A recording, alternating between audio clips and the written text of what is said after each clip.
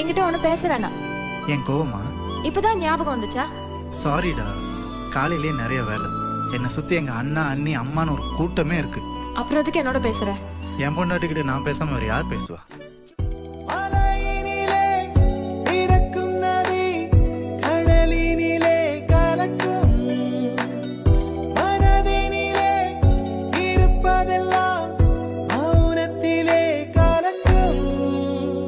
அந்த என்ன